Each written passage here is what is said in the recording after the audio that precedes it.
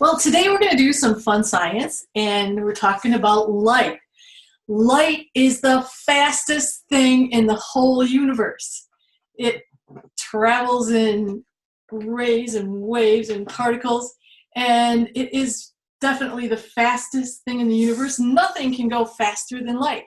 In fact, it travels 186,000 miles per second. And that's like taking a trip around the world 7 times, actually more than 7 times, in just 1 second. So see my spinning Earth? Light can go around 7 times in just 1 second. More than 7 times, actually. So it's the fastest thing in the universe. But can we slow it down a little? Yes, we can. And when we do, really cool things happen. So here's a little bit of a magic trick. And if you have a glass, a clear glass that you can see through, or a 2-liter bottle like I do, you can fill it with water. And I took, and I printed out an arrow on a page, but you can draw an arrow on a piece of paper and see which way the arrow is pointing. This is sort of a magic trick. When light hits the water in my 2-liter bottle, it bends and it slows down. The water slows the light down. Remember how I said it was so fast? Well, when it travels through water, it has to slow down a little bit.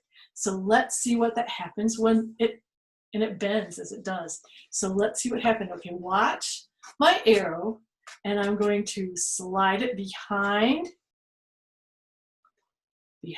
my 2-liter bottle, and let's see what happens when light bends and get slowed down. Oh, did you see that? The arrow over here is pointing to my right. Let's see if it's pointing, which way it's pointing when you see it through the water and the light rays are slowed down. Oh, it's pointing to the left. And that's because the water bends the light. Oh, there we go. That's a better focus. See that? Whoa. But over here, it hasn't changed. The light rays bend. Light, slow it down. And also, they pass through the jar, hit a focal point, and then spread out. So what you see is light focused and bent. There we go. Pretty cool trick. Now you can do that yourself. Just draw an arrow or whatever you like on a jar or on a piece of paper and watch it through your big jar of water. So another thing, what happens, we're going to do another light bending experience, and I've got some things on the floor, and this is an easy one for you to do too. All you need is, again, maybe a glass jar or, another container that's clear and a pencil, and I actually have a knitting needle too. A pencil and a knitting needle and some water. And I hope you can try this at home if you have a pencil and a glass jar. So, like I said, when light passes through, it goes from the air, through the glass jar, through the water, and it slows down a little bit. So if you take a look, does my pencil, it looks nice and straight right here. But when I put it in the water, it looks like it's broken. That's because the light bends, slows down, and you get sort of an optical illusion. Now I'm going to try it with the knitting needle here. So you can try it with a lot of different straight things to see what happens. I'm pouring some water in my container, and I've got a big knitting needle, and I'm going to stick this inside to see how straight it is. It's not bent or crooked at all. How you doing there? Okay, and I'm going to stick it in. Can you see where it looks kind of broken? That's because the light slows down and the light bends. Let me see if I can make this look really cool up close. Does that work? I'm going to try that again. There, can you see where it's kind of broken? I'm in the way. There we go. All right, so that is our light bending experiment. Now, here's another thing that you can do at home. And it takes just a bowl that you can't see through and a coin, like a quarter, and some water. So because light bends, it slows down and bends, we'll be able to try this. Here's a quarter. I'm going to put it in the middle of the bowl. Now when I look at it like this, I can see it right in the middle. Did you see that I put it in? Okay. But what I want you to do is put your quarter or your coin in a bowl and then bend down just a little bit so you're looking at the bowl and you can't see the quarter. So if I look over the edge of the bowl, I can see the quarter, but if I stand back a little bit, then I can't see the quarter over the edge of the bowl. But what happens when I pour water into the bowl? Will I be able to see that quarter? All of a sudden, now I can see the quarter. And that happens because the light is bending and reflecting back to your eyes. Okay, you can try that too. Okay, so that's a fun one. I'm going to do that one again because that one always amazes me. Whoops. A little water here. Okay, quarter in the bowl. I can see it. Now I'm going to back up to where I can't see it over the edge of the rim, and then I'm going to pour some water in, and then all of a sudden, I can see the quarter. Pretty cool. All right, so I'm going to put that experiment away, and all has to do with bending light. Okay, now, oh, invisibility. Because of light is so special and travels and slows down when it hits water or it travels through something else, it slows down a little bit. Some things will disappear. Now this one you may not have anything to recreate this at home, but this is sort of just a little demonstration. I have a little glass Hershey's Kiss. It's made out of glass. And of course you can see it because the light's passing through it. And it's passing through the air and then passing through the Hershey's Kiss and reflecting back to our eyes so we can see it. But what happens if I put this Hershey's Kiss in some water? What do you think? Can you see it? Oh, yep, I can still see it. Water is denser than air. Can you see the Hershey's Kiss in there? Yep. The glass. And I can pull it up. But now I've got some special magic here in this glass. And I'm going to dip it in here.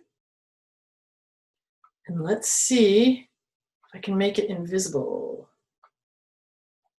Okay, I put it in this, and it looks as clear as water. But if you can see, it doesn't show up at all. Where is it? Well, let's do this. Let's bring it all the way back up. Oh, there it is. There it goes. It's almost invisible. All right. So what did I do different? Oh, and here's a red one. You know, colors show up. Here's a red Hershey's Kiss in the bottom of this one. But what happens when I lift it out? Whoa, did you know that I had a clear Hershey's Kiss too? Let's put it back. And it's gone. Well, it actually is a trick. This one's water, and it's the same color as the liquid in this glass, but it's not the same thing. This is water, and this is actually baby oil, clear baby oil. And it's a little denser than water, and it reacts with light just a little bit different. And it changes the speed of light exactly to the same speed as that Hershey's Kiss, that piece of glass. And so when it passes through the oil and the Hershey's Kiss at the same speed, it makes it invisible. So there we go.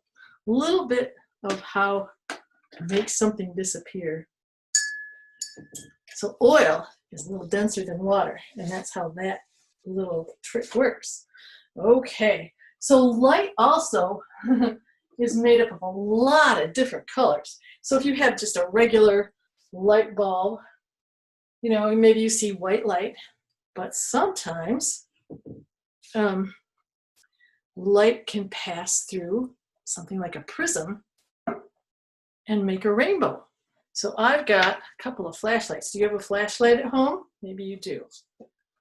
I'm going to push that through there and grab my piece of white paper and see if I can make a rainbow on my piece of paper. Well, let's see.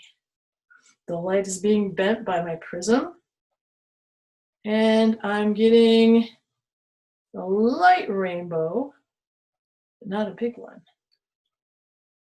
But you may not have a prism at home, but you have a lot of other things that you might have a CD.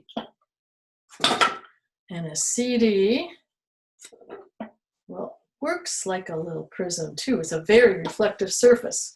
And I've got one right here. And we're going to see if we can make some rainbows on the ceiling. I've got a little pan. And if I put this up to the camera, you can see how shiny it is. And you can see that maybe, can you see some almost rainbows? Yeah, because of the little grooves, it bends the light at different angles and separates out the different wavelengths of light. And so our eyes see different colors for the different wavelengths. I can see blue and purple and red just by doing that with the flashlight. And the light is traveling from my light, my flashlight, reflecting off the CD, hitting the grooves in different angles, and separating out the colors, the rainbow colors. Every color travels at a different wavelength. And I think that if I pour a little bit of water in there, let's see what happens too. Okay, a little bit of water in there. Now let's take, whoa. I'm going to shut off the light in my room, and you can do this at home. You can probably get some rainbows on your ceiling if you do that. But I don't know, or maybe rainbows on me. Whoa, yeah, rainbows on me. Let's try to see if I can get it to go onto the paper. Now on camera it's pretty hard, but if you do something like this at home and play with it, you're gonna see all kinds of rainbows. Oh, I'm getting rainbows on my paper. I don't know if that'll show up. Can you see the rainbows on my paper? I can. It's getting washed out here a little bit. But yeah, so we're gonna build together a spectroscope, our own homemade spectroscope that separates out those wavelengths of light and makes the rainbow colors. And I hope that you have with you today, I'm gonna make my surface a little dry because I spilled water all over my counter. Of course I did. So I hope you have with you today a paper towel tube like this, and some scissors, and some tape, and an old CD, which I have. I got a bunch of them. And we're going to make a spectroscope. Looks like something like this. Oh, and a little bit of cardboard. So let's try that together. This is really fun and easy. And then when you take it outside, you can look into it and actually see the rainbow colors. So the first thing that you do is you take your paper tube and you cut a little slit near the bottom on a 90-degree angle. And let me show you how you do that. If you have trouble with scissors, you can ask an adult to help you. But what I do is I take the edge of the scissors and I poke a little hole in it. Whoops, that was too big of a hole. And then I'm going to make a little slice on an angle along one side of that hole and a little slice on an angle along the other side of the hole. Now that looks like that. See my slices? All right. Okay, and that's where the CD is going to go, but right on the other side. So there's my slice, and right on the other side, I'm going to cut a little viewing slot. So I'm going to do again, I'm going to point my scissors, wiggle it, and I'm going to cut a viewing slot, just a little hole in this thing, so that I can look in there and see my rainbow when it's done. All right, so far so good. I got a slit, I got a hole to view it. Now here's the open end. I got to plug that up somehow. It's going to look like that, and that's so it doesn't let a whole bunch of light in there all at once. And so the way I'm going to do that is I'm going to put a piece of paper down on the table. And I take my pencil and I'm going to trace around the edge of my tube. Okay, whoa, okay. So there it is, little circle. I'm going to cut that out. Cut. And my paper towel tube is not completely round. I found that out. It's got mushed and crushed. So there's your viewing end with the slit, and here's your open end, and I'm going to put that, oh wait, I forgot. You have to cut a slit in the paper, in the circle too. So again, stick your scissors in there, wiggle, wiggle, wiggle, wiggle, wiggle, and then you cut kind of a little rectangle. Just a little. You don't want it too big. I'll show you what this looks like when I get it done cutting here. There we go. And it looks like that. All right, so how do I put that on my tube? So there's the slit end. At the top end, I'm going to stick it up there. I'm going to take some tape. I'm going to tape it down. Whoops, there, see that? And there it goes. Now it's going to stay. Now, time to put in the CD. Where's that slit that I made? And so there's the reflective side, and that's the side you want to point up. Whoops. Uh-oh. I cut my slit the wrong way. I cut it up instead of down. But there it is. And there it is, reflective side up. And then you can go outside and look in there inside, and you can actually see when the light comes in at the top, you can see rainbows inside your tube. And it splits out the colors into the different wavelengths, so you can see red and a separate blue and a separate yellow, and probably all the way to violet if you get a nice good sunny day. Okay, so there's our spectroscope. Now, there's another fun thing that you can do if you have a cardboard box at home. And I'm going to take this down, and I'm going to put my cardboard box here to show you something really cool. It's called a magic light box. And this is the last project that we're going to do today. And it's just a little suggestion of what you might want to do outside in your own backyard. See, this is a pretty big box. Dun-da-da-da. And it's got a top. What I'm going to do is turn it into a magic light box. And so the first thing to do is I want to be able to look inside it and see all the rainbows that are going to be in there. So there's the top.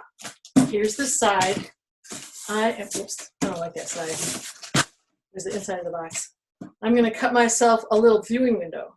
So I'm going to stick my scissors in the box. And this is something that you might have to have an adult help you with. And you can always decorate your box too. If an adult is cutting the slits for you, you can help by painting it later on the outside, and it'll look really cool. So do you see my slit? There, that's what I'm going to look into to see the rainbows. Okay, so there's the side of the box.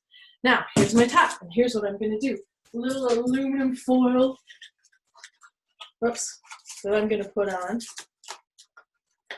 Oh, wait, you know what? I'm going to do the aluminum foil second because I have 2 water bottles, and I put some blue food coloring in one, and I put some red food coloring in the other. And that's going to make it really pretty. But what I want to do is put a hole in the top of my box. So here's my pencil, and I'm going to trace a circle so I know what size of a hole to cut. And I'm going to do one over there and one over here on both sides. And cardboard is kind of hard to make holes in, so if you're having trouble with it, ask an adult to help you out. But once you get that hole started, it's really cool. It'll be easier. So I stuck my scissors in there and I'm cutting around.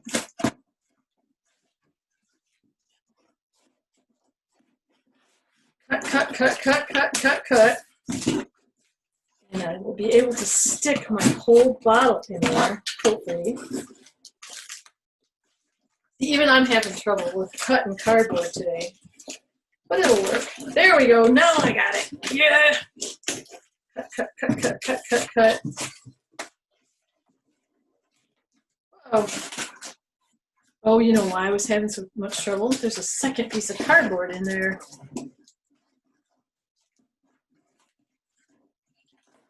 There, one hole down. So I'm going to put, this is what I'm going to do. Stick my right down in there. So the sun will, when you take it outside, the sun will shine on your bottle here, and then it'll reflect down inside your box. It'll be a rainbow. So I'm going to do that a second time, but maybe for the sake of showing you how to do, I'm going to pull it out because I'm going to put something really reflective on top. See my hole? I'm going to take some aluminum foil and I'm going to cover the whole top of my box. Like this. That's going to make it really reflective. Now, one side of the aluminum foil is shinier than the other, so I'm going to put the shiniest side up. And if you have a little tape, you can tape it down.